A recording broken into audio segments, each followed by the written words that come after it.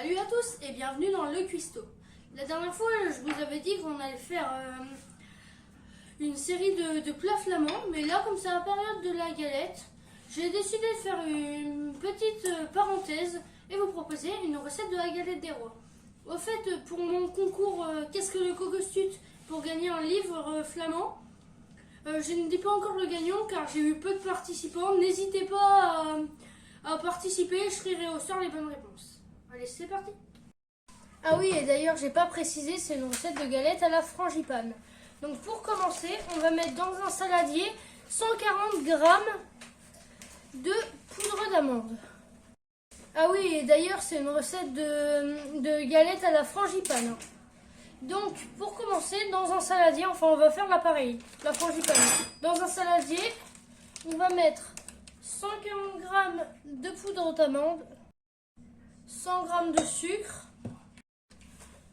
2 œufs, et pour finir, 75 g de beurre que soit on aura sorti au frigo avant la recette, soit qu'on met 30 secondes au micro-ondes. Mais faut juste que ça ramollisse, pas que ça fonde. Et quand tout ça s'est mis dans un saladier, on va mélanger au fouet. Et si vous voulez, on peut rajouter, moi je trouve ça très bon, de la fleur d'oranger et encore mieux, de l'amande amère, ou les deux. Quand ça c'est fait, on va prendre une pâte feuilletée qu'on va mettre dans un moule à tarte. Et on va prendre une fourchette et piquer. Et quand ça c'est fait, on va prendre notre pâte et on va l'étaler sur la pâte feuilletée. Et quand c'est fait, c'est pas obligé, hein, mais c'est la tradition. En tout cas, moi je le fais, je place une petite fève n'importe où dans la galette. Voilà. Et au-dessus, on va mettre une deuxième pâte feuilletée. On replie bien les bords. Et après, on prend un jaune d'œuf ou un œuf tout entier si vous voulez pas trop de coloration. On va le battre et on va l'étaler sur la galette. Et après, encore une fois, c'est facultatif.